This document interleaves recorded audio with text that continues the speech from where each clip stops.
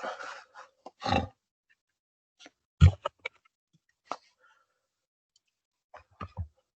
no, turn my volume up.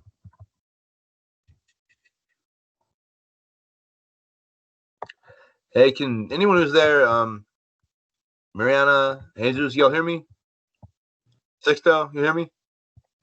Yeah. All right, cool. So, welcome to my grandmother's basement. And here is I'm sorry, I got. And here is my son, Aaron Jr. Say hi. Good job. So as may have been a thing that was I noted in the announcement I hastily posted, right? I was in Denver for family emergency, or in Colorado for family emergency this weekend, heading back to Odessa. We my son and I had the clutch go out in our car, and we got stranded in Colorado City, about 40 miles south of Pueblo. Finally made the car back to Pueblo to the dealership. They're putting in a new clutch, so fingers crossed.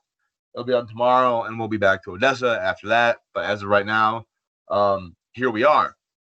I know that. So are y'all in the classroom Right now? Yeah, right now. I'm not. All right, you don't have to be. Is anybody else? Is anyone in the classroom? Nope.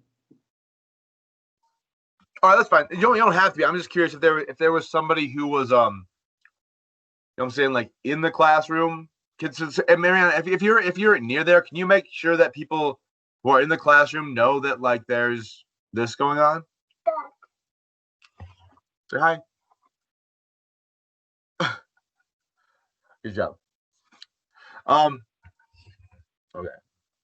Cool. Sorry, Mariana. Thank you so much. So basically, so and then so big apologies. I mean, this was not expected to happen, but Edward was supposed to present tonight on hey buddy, hang on semiotics.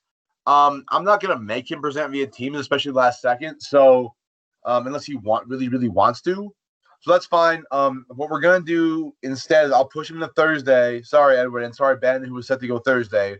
So we're getting. I mean, this is a COVID semester. Things are crazy, right? I mean, I'm not even a student at tie, right? Like things are crazy.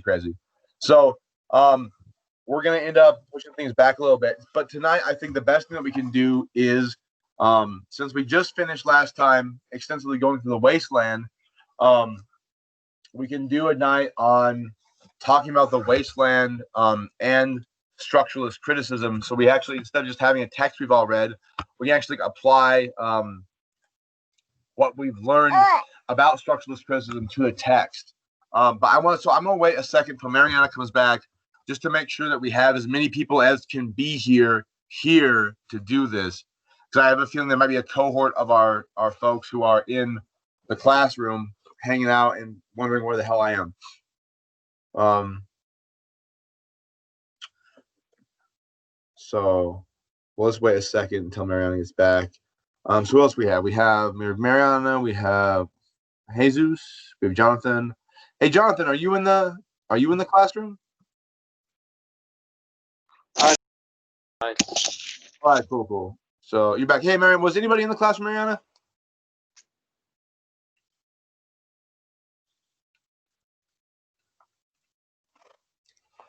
Hey, buddy, go play the blocks. Go play the blocks. Yeah, leave it. Was anybody in the classroom, Mariana? Sorry to make you the you ham. All right, cool. So there were people. Cool. Okay. Are they hopping on there then? I take it. Okay, cool. So let's just we'll just wait a second until the people there might we'll see more people pop in, and then we'll talk about what's going on. I imagine we'll have a very disappointed Edward. And I'll apologize to him profusely, even more than I have before. And then we'll go from there when more people hop in. Is that everybody? You can give thumbs up or just don't say anything. I mean, you don't really have a choice, I guess. We're just gonna wait till more people hop in from the Teams classroom. Just 1 second. My son is trying to climb up the stairway. 1 second, buddy, come here. You can't do that. You'll hit yourself.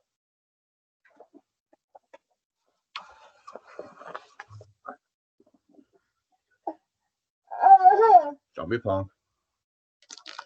All right. So, your blocks.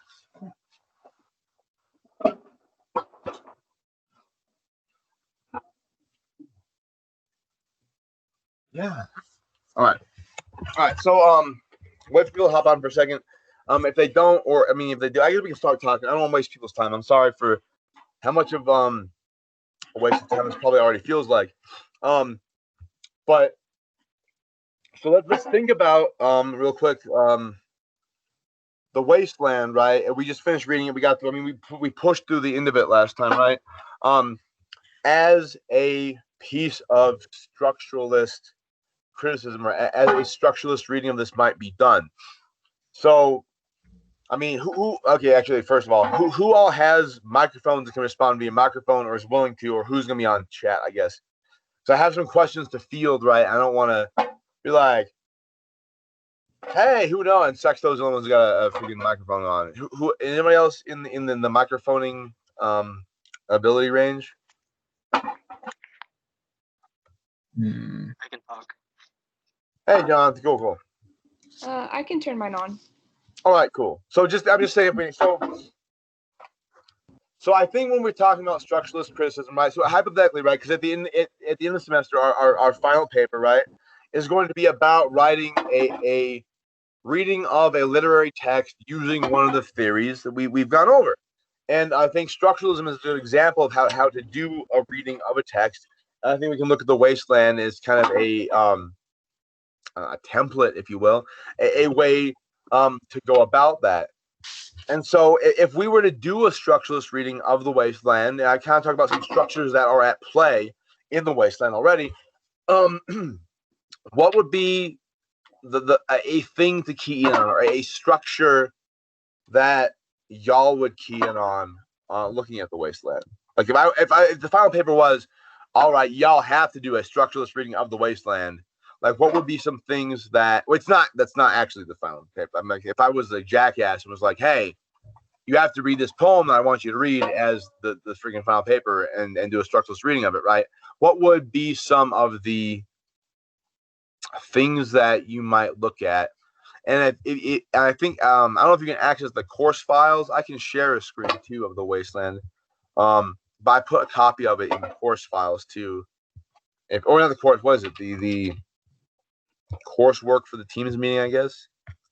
Let's see what it is. Yeah. So if y'all click on, y'all probably know teams better than I do.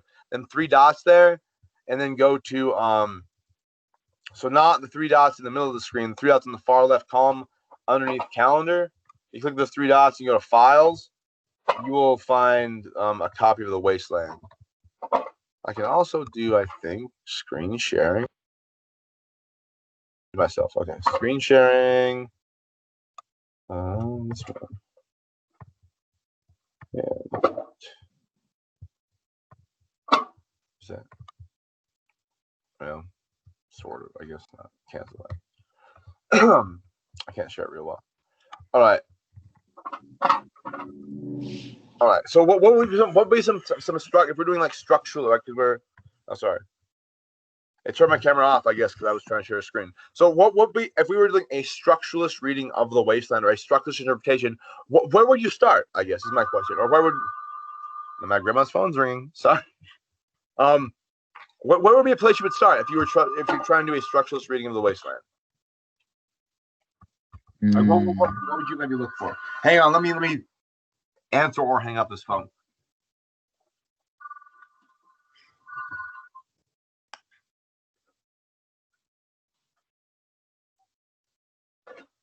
I've muted the radio. All right, sorry.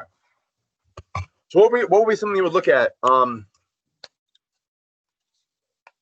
Doing a structure. So sorry, real quick. Sorry, before Edward's here. Hey, Edward, you hear me, man?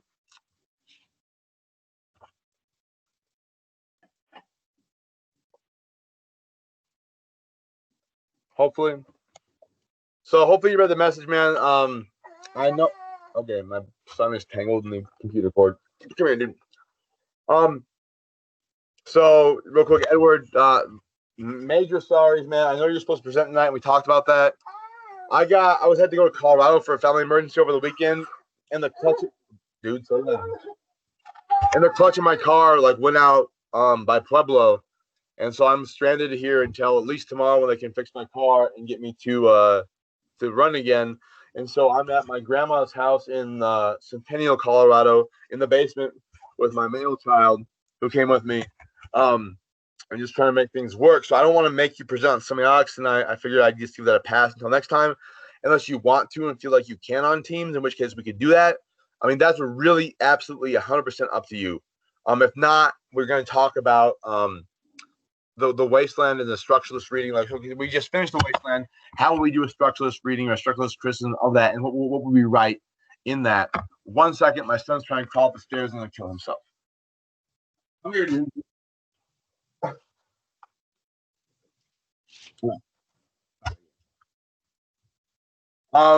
Edward, did you hear that? Oh, Krista's on now too. Hey, Krista. Okay, think of me. I don't know how to get this on my headphones. There you go. Hi, Krista. Hey. Hi. Say hi. So I'm not sure how much of what I said you just heard, Krista. I'm not sure who's exactly where. Yes, I can hear. You can hear me now. Cool. I'm broadcasting live from my grandmother, his great grandmother's basement in Centennial, Colorado. There was a family emergency we had to come up here for over the weekend, and then my car's clutch decided to disintegrate down by Pueblo, and so we were stranded while I was at the dealership getting a new clutch put in. So, welcome to the suck, everyone. At any rate, so I mean, I guess my biggest thing is I just want to make sure everybody knows what's going on, why we're here doing this. Edward was scheduled to present tonight, and from looking over his notes and talking to him, I was excited, and I think he was too about that. I'm not gonna make him present on teams unless he really, really wants to. Is he in the room, Krista? Is he near you? That again? Is Edward around? Can Edward speak either? Edward, are you there? Yeah, he's right here. Hey, Edward, I'm presuming you don't want to put yourself through the grinder on this, right? Or do you want to try to present? I couldn't hear you. Is your microphone? Yeah, your microphone's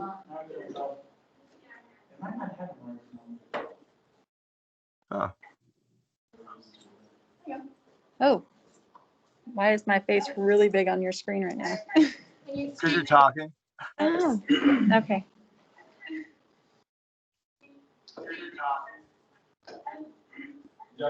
We have some lag too. Okay.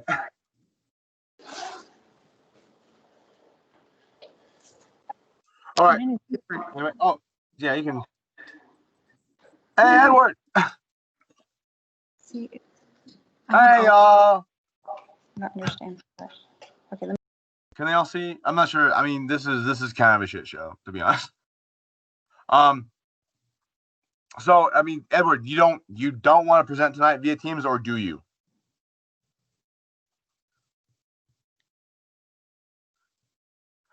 I guess Krista's the hub now. Krista, will you turn your thing around so I can see Edward and ask him a question?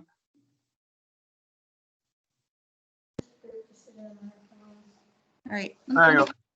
My Yeah, go ahead. screen looks different than everyone else's. I can see all of you. Weird. I can see like yeah. Oh, you can. Okay. Somehow. How do you I don't change know it? how. I know. Hey, Edward. What's up? I mean, life and things and stuff. So I've been saying, I've been trying to I don't require you to present. If you want to try to do it via Teams, man, like if you want to have Krista point the camera at you and you want to present, you can do that.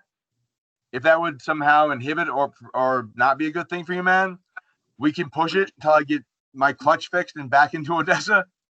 I think That's on you, brother. I think Say it'll what? be easy just to do it when we're in class.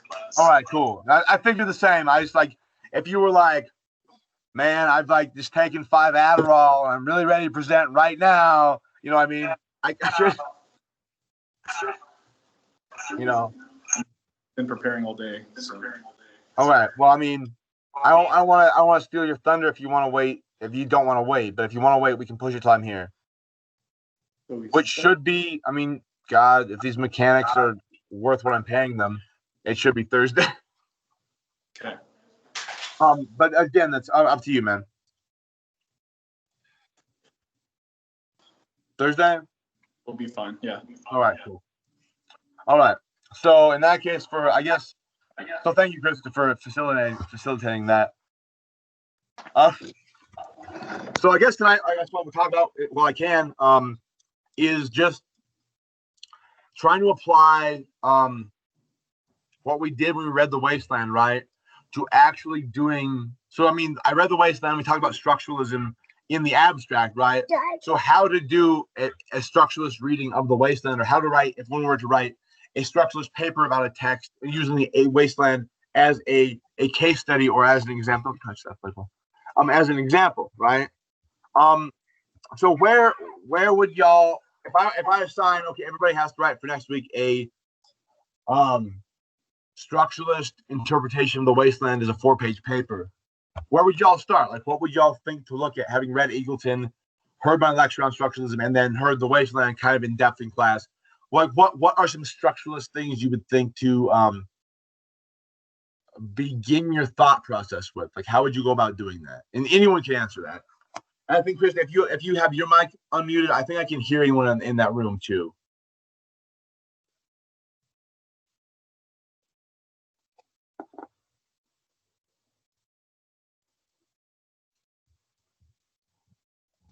Oh, but I can't hear anyone right now. Hang on.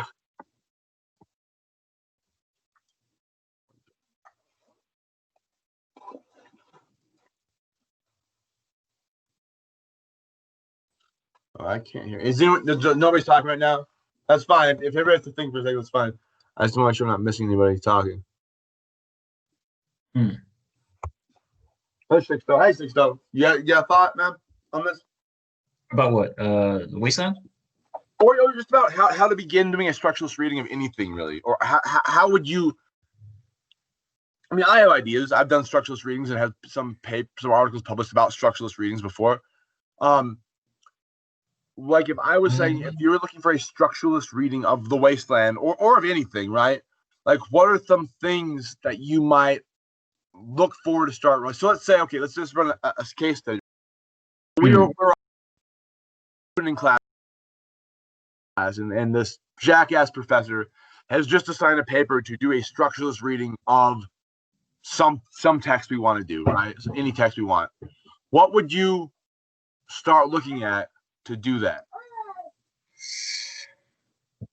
Sorry, 1 second. I have to send my son.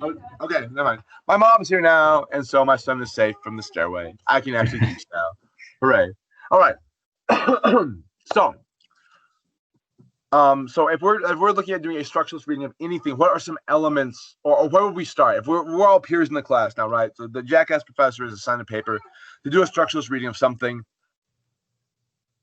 Where should we start? How should we brainstorm to do a structuralist reading of a text? Like, what are things we should look for? We can use The Wasteland as an example, or use anything from our own experience.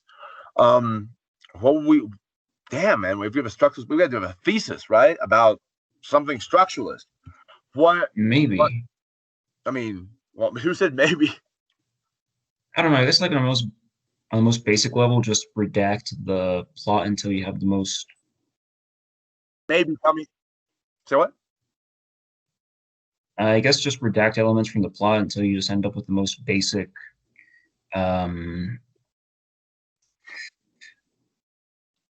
points, I guess. Right. Yeah, I'm not okay. sure. Hayes just said something similar, right? Yeah. So, like to try to distill the essential elements of the plot. Yeah, just to show the progression of events Okay. in the most general way possible. So I'm with that. So, okay. So say we have I don't know. What's I mean, I guess it's more difficult to do with a poem, right? So if we're I would say like Don Quixote, even, or a collection of short stories, or Pride and Prejudice, or Jane Eyre, right? maybe a little simpler to reduce the plot points, right? I Yeah. think this is something that that Madison brought up in class very, very poignantly. Is okay. So when we get the Wasteland, though, right? Hmm. Can you distill for me a plot? I mean, I'm not saying it's impossible to do so. I think it is possible. But like distilling the plot from the Wasteland seems a little bit more Complex. complex or problematic or impossible, quote unquote, than doing so with Jane Eyre. I guess maybe not the entirety of the Wasteland, but um, I assume it's possible to distill the plot from the individual poems within the Wasteland. Okay, good point. Brilliant, brilliant. So yeah, so if we consider the Wasteland, right, as a series of vignettes, right, or a series Right. of one act plays or scenes in a play, even, right, where you have a distinct speaker and narrator within those, right?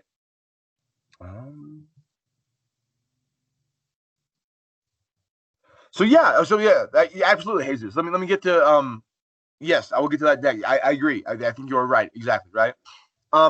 So so in the Wasteland, like each little of the little vignettes, right?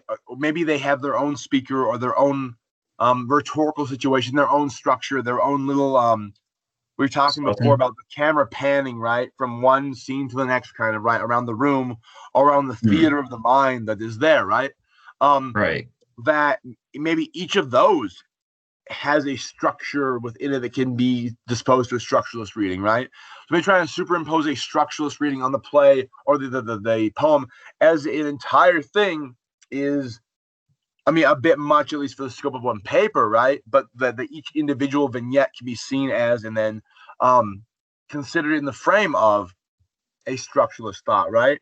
So let's look at then Romeo and Juliet, okay, or in West Side Story, right? Which is a similar riff on Romeo and Juliet, right? The Sharks and the Jets with the dancing off, right?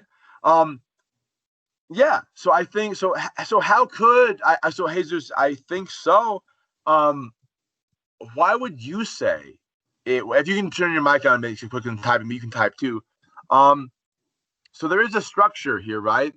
Romeo and Juliet and West Side Story, right? The lovers, star-crossed lovers, right? Lovers who fate did not mean to be together, end up, both dying in the end, right? How would you think that is you could structurally look at that?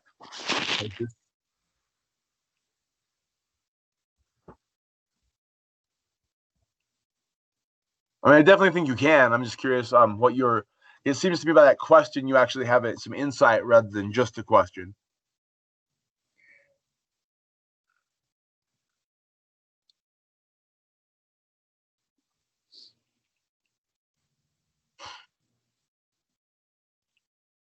Okay. So I guess he's like plot mapping, right? So okay. I think yes, I think that's very good, Jesus. I think that what I mean, just in my mind right now, maybe I'll eventually write a book and coin the term, a structural triangulation. So, for example, you have the plot of Romeo and Juliet, right? You have a structure there, right? And you have the plot of West Side Story, right? Which is similar, but not exactly the same, right? There's some wrinkles in there, right? And I mean, you have some similarities in the plot of, say, Antigone by Sophocles, right? Antigone ends up in a cave in a tomb, dead, right? And then Creon comes in and ends up dying, right? So there's some similarities in those tragedies, right, as well. And so you kind of triangulate. Here's Romeo and Juliet's plot line. Here's West Side Story's plot line, right? And then here's a commonality between them, right? You triangulate between those 3 points, a structure, right? Or as Jesus says, how the plots resemble each other, right? And then you have an interesting way to look at things, which is not only the similarities, right? And the similarities are often very interesting. And there's a lot of similarities across a lot of texts, right? A lot of comedies, a lot of romances, a lot of dramas. But then when you triangulate and map these similarities, right? What starts to stand out is what? The differences, right?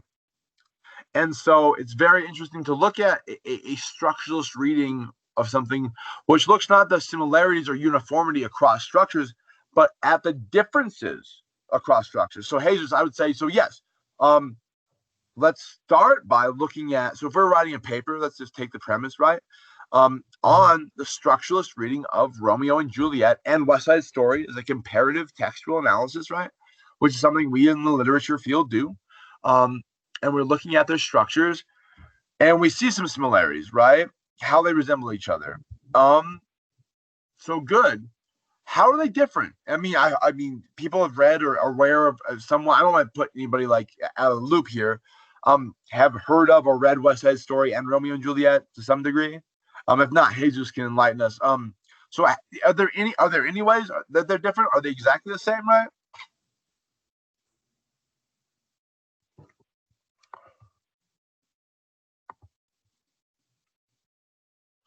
So okay, so that's a good point, Jesus. So for those who aren't in the chat, so Jesus just asked if the Freytag model can help understand why we can be able to understand the structure of the text as well, such as the time and period of both Romeo and Juliet and West Side Story. So that's an interesting point, right? So you can have a mapping of a text like Romeo and Juliet, right, onto a more modern context where West Side Story is, right? You also have the Franco Zeffirelli version of Romeo, the Romeo plus Juliet, which has like a gun duel in the beginning of it, right? It's a more modernized version of Romeo and Juliet. You have the modernized version of Othello called O that has Julia Stiles and I don't remember the gentleman's name now, right? It is the characters, right? You have the like I said before, the Hamlet where you have Ethan Hawke walking around a Blockbuster video doing the to be or not to be speech, right? And so these are different interpretive frames, right? But Romeo and Juliet and West Side Story aren't the same exact narrative, are they? I mean, they're similar, right? What are some differences we can point out, and why are those differences? Like the question asked, then, right? What are those differences if we can identify them, and why are those differences important to making West Side Story something other than an updated and modernized rendition of Romeo and Juliet?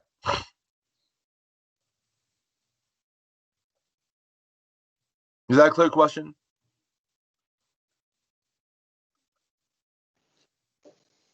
I've never seen West Side Story. All right, nobody's perfect, Kristen. Nobody's perfect. So okay, let's think about this by then. So let's look at Hamlet. We've all watched Hamlet now, hopefully, because it was a kind of an assignment, right? Or read Hamlet, and I hope. I mean, again, I can't fault you if you haven't. But who's not seen The Lion King? Everybody seen The Lion King? Yes. Right, that's Joe. Jesus, yes. I agree with what you're saying, Jesus. I'm gonna divert from the discussion of West Side Story a little bit because I think everyone's seen The Lion King. Maybe we can do more of a holistic comparison, right? So okay, actually put a pin in that. Jesus, you're right. I think the end does make a difference, right? So in Romeo and Juliet, both lovers die, right? In West Side Story, only one dies. Which one dies, Jesus? For those who haven't seen it. Or anyone can shout it out. Who dies and what is the circumstance of their death? How does their death come about?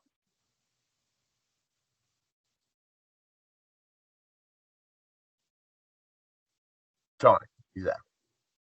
How is poor Tony, by the farm, as they say?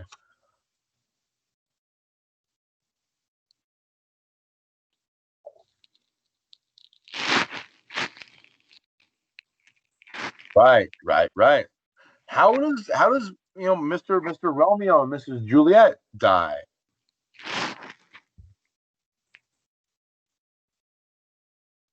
Anyone can chime in here. Who knows?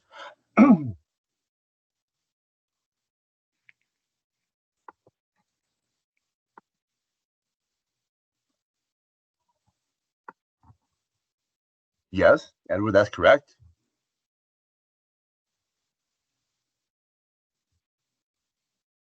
Yes. Also, so let's look at would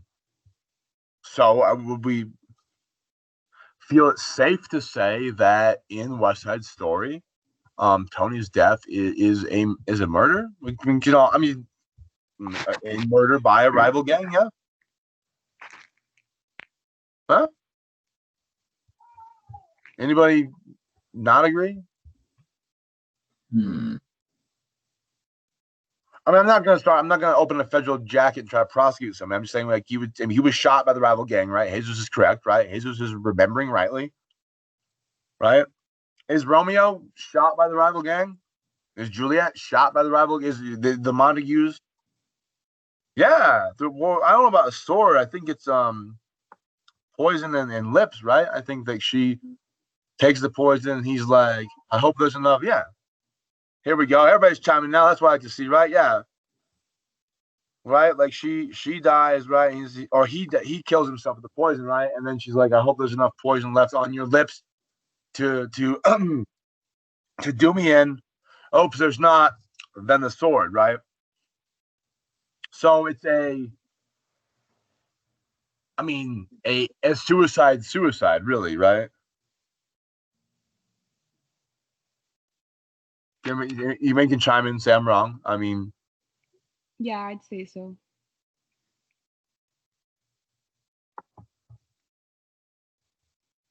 right. Ed, thank you. Yeah, Tony's killing Maria's brother, right? But so, I mean, there are machinations in Romeo and Juliet, right? Oh, dagger, sword. Who's counting? A what do you call it? A bladed weapon, right? A dual bladed weapon. But the point being, right, is that whether it's a dagger or a sword, like it's the goal too, right? Is if it was like in a perfect world, or I mean, not perfect world, in a perfect Julietian world, right? There would have been enough poison left on her lover's lips Romeo would have had enough poison left on Juliet's lips to kill himself before he to stab himself, right? Like that would have been great, but dang it, there wasn't enough poison left there. So, right, you got to take one in the chest. So I think that like the setup is the same, right? So this is a structuralist point of view. What difference does it make to have the brother of the female in the couple, right, kill the male? To have Tony killed by the brother, right, as opposed to Tony killing himself because his lover is dead. Like that seems to change some very important things about the narrative, yeah, or about the structure of the narrative, right? Like what would that do? So if we're looking at this structurally, right, just as if these are structures that, okay, the star-crossed lovers can't be together, two families are fighting, they find a way to almost be together, it doesn't work out, in the end they both must die, right, because that's what the fates have like cooperated or have collaborated on for them to endure, right? In the end, freaking, one of them dies, the other one can't live without the other one, and so the other one takes the sword and puts it through their chest, so they both die, right? It's a suicide. And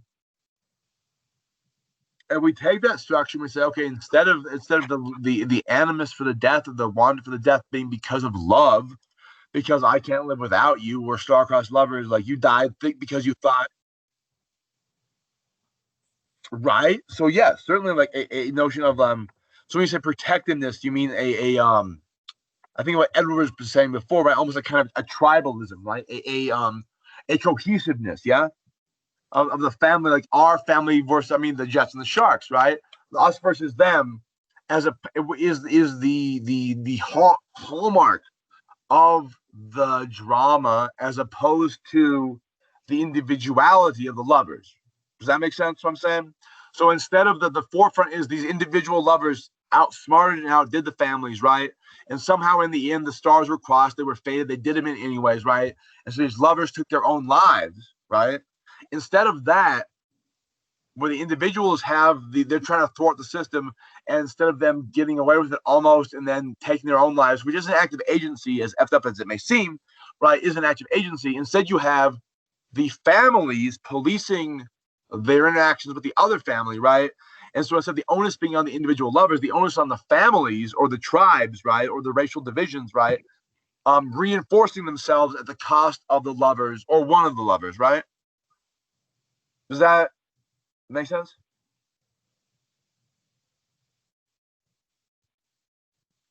To anyone? I do have a question about structuralism. I don't Yeah. know if it's Please. So is structuralism basically like the plot, or it's the comparison between two different plots? Because like when I was reading, I also got that structuralism was technically like linguistics and like language use, the how it's like related to the culture of the literature and Right. like the plot. But then now we're talking about comparing two different plots. I'm kind of confused now. Right. And so I mean, the answer is yes, and that I apologize on Eagleton's behalf to you. When he starts talking about structural linguistics, he's talking a lot more about what we would call, or we will soon call, semiotics, which is the relation of sign to signifier, right? So you have, so sign is, I say the word chair, right? And signifier is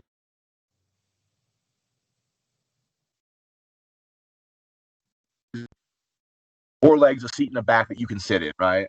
And so the structure of language, right, it makes it so that I can say chair or bookshelf or book, right? And you know that I'm talking about a thing with four legs, a thing with a cover and a binding, right? Or a shelf that holds the things with a cover and binding. And so that's a structural linguistic or semiotic approach. Structuralism writ large is looking for more like structures that are common between texts. So it's not the micro level necessarily of the way the sentence is structurally related to another sentence, or the structure of the object and the word for the object, which are structures too, right? These are structural things. Structuralism is largely like looking at more like grand narratives. What the Marxists will come in and say are grand narratives that should be disbanded, right? But the structuralists say they're narratives that link humanity across cultures, across time, and so thus far across texts as well. Because if there are these things that human beings, I mean, I think if we don't know anyone on our own lives, or it's not been us, right? There are star-crossed lovers we see everywhere, like the guy and the girl who shouldn't be together, who really want to be together, who then end up getting together, and like some bad happens, and like maybe they'll end up killing themselves, and praise God, I hope they don't, right? But like they're torn apart at the end because their families are like not down, and that can be so, but then, so let's say that we take Romeo and Juliet, right, and say, okay, these are just rival families in Florence, or in Florence or Venice, or in some Italian city, right? And instead of this being now an Italian rivalry for power, West Side Story comes in and says, okay, there's this dichotomy between the two families. What if we, like, racial tensions and ethnic tensions seem to fall out exactly, Marianne? Archetypes are the same thing, yeah. So if we take this star-crossed lovers theme or plot, right, and see how it plays out in a new manifestation in America across racial lines and tensions and ethnic tensions and socioeconomic tensions, right? And so we then have a structure of star-crossed lovers, which is this mythological kind of ancient Greek thing, right? Like, I mean, I don't think Oedipus was quite a star-crossed lover, but the oracle's like, you're gonna kill your dad and do your mom. And he's like, no, I'm not, right? And he's like, well, guess what happened, right? So they aren't star, but there's like the whole lovers who aren't meant to be together by the gods don't end up being together, right? And so if we say, okay, well, we don't in America believe in the gods per se anymore, right? Not Zeus and Hera and all them, but we believe in certain divisions of people, either not that they should not like Jim Crow, separate but equal kind of stuff, but isn't like that. There are distinct different ethnicities and races, right? And there are tensions across it because of historical injustices and oppressions, right? And so what if the star crossing isn't the gods, but is the tribes on either side saying you can't be together, right? Mm-hmm. And so I think the structuralism there is a structural approach there is taking the structure of the star-crossed lovers from the divine perspective, and then putting it into like, wow, that maps really neatly. I mean, not like, oh, that's neat, but like effectively onto the constructions of race ethnicity relationships across boundaries in America today, or in the 1920s or 30s, right? Mm-hmm. Does that make sense? Yes. And so archetypes, yeah, and archetypes, to answer Mariana's question, follow that very much too, because there are archetypes of the hero, right? The hero who like goes in the wilderness, right? Or the quest. So the hero is a form of the questing knight, right? The questing knight goes in the wilderness at risk to himself or and to like protect the virtue of a lady, and has to go through these trials to find the grail, whatever the grail is, right? When he finds the grail, the king is wounded, and he has to come back and somehow he's find the grail, restores the health of the king. The wounding of the king makes the land is not prosperous, right? So there's also this thing that by him coming back with the grail and restoring the health of the king, he's also restoring the health of the land, the wasting of the land, whether it's in T.S. Eliot or Gawain or Lancelot or Oedipus, right, is restored by the knight completing and restoring the health of the king. Which is an archetype, right? And so these are things we can see. I mean, I'm trying to think of so I mean, let's look at, I mean, I'll get to your, no, you're not way off topic, Jesus, with this, the idea of the Red Riding Hood as a coming of age story. So yeah, so I'll talk about that in a second, Jesus. So anybody seen the movie Field of Dreams? It's like, okay, I'm old as shit. Okay, I get it. So it's an old Kevin Costner movie, right? Where he's like, it's a baseball. Like, you're like, if you build it, they will come, right? Yeah, great movie. Thank you, Edward. You're old like I am. I appreciate that. So if you build it, they will come, right? So there's this guy who has this freaking field baseball. He loves baseball, right? His dad was like in love with the White Sox, who, for those who aren't baseball fanatics, back in the day, Shoeless Joe Jackson, one of their famous players, they threw the World Series. Like, these Chicago money was real dirty, and they paid the team to throw the World Series, right? And there's a myth about how Shoeless Joe Jackson, who was young farm boy, great baseball player, right? He played without shoes on, hence Shoeless Joe, right? Or he like pitched a shoe one time, or like lost a shoe and played without shoes the rest of the game. Like, was like barely or semi-literate, right? Like, not a very yes, Edward. Was like, not very educated or literate, right? Was approached, and like he's like, but he didn't throw the game. All the other Sox, the White Sox, they called them Black Sox then because they were terrible and threw the World Series, right? Like, we're like, banned from playing baseball. It was like a horrible scandal, but Shoeless Joe, as far as I could tell, played his ass off and like had a great series. And so there's like if you look at like the king, right, the Shoeless Joe, right, who has like been wounded, his honor has been wounded, the whole baseball world, baseball of sorts, right? And what happens is then this guy's in this cornfield in Idaho, and this voice starts talking to him, this oracle, this the prophetic voice, like, if you build it, they will come. He's like, who? Like, what? Build what, right? And so he has this vision that gets like, finally he figures out like it's a baseball field. You have to build a baseball field and cut down all your corn in Iowa, and then who will come? So he goes on this quest, right? He goes on this quest and finds more people who are to help him, right, in his quest. And he finds out through the quest that, okay, if you build a baseball field in your cornfield in Idaho, then Shoeless Joe Jackson will somehow come back from the dead and play baseball on your baseball field in Idaho, right? And so he goes to do that, but it turns out at the end of it, right, it wasn't Shoeless Joe Jackson who played baseball on his field. I mean, there was all these like Ty Cobb, all these dead baseball players come back and start playing on his field. It's all like a baseball field for ghosts, right? But at the very end of it, it turns out it's not the Shoeless Joe Jackson figure who he meant to have come back. It's his father, who played minor league ball. And so he gets to, for one last time, like, play catch with his father. And that was the reason he had to build the field in the first place. And so there's the idea of like the king, the father figure, right, can only be healed, right? So basically, like, his dad, after the whole Black Sox thing, right, lost all faith in baseball and kind of faith in life, and kind of just wandered off and like left the family, right? Because largely this baseball thing, right? Yeah, no, I agree. Definitely. Yeah, or somehow atone for the sins of their past baseball lives, right? Or, I mean, I guess if you look at it, so absolutely. So, and like, so we look at it as the father of the main character, right, has to come back to play catch with his son for one last time for like the sins of not being there for him when he left when the kid was young, right? And so yes, but it's a purgatory, or it's a so let's not look at it plus a purgatory. It's a wasting of the land, a non-productive place that one can't move past until certain actions are taken by the questing hero, right? The questing hero is Kevin Costner, the corn farmer who's out there trying to figure out what the hell this voice means, what it wants, why is it talking to him, and who's going to come and why, right?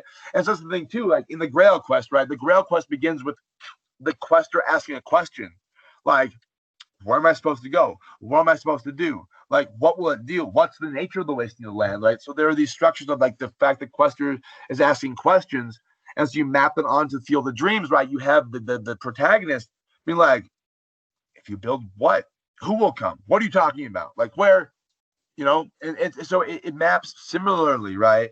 And so to talk about I mean, structuralism is this kind of deep thinking and deep mapping. There are these archetypes or these myths or these ideas that repeat or these narratives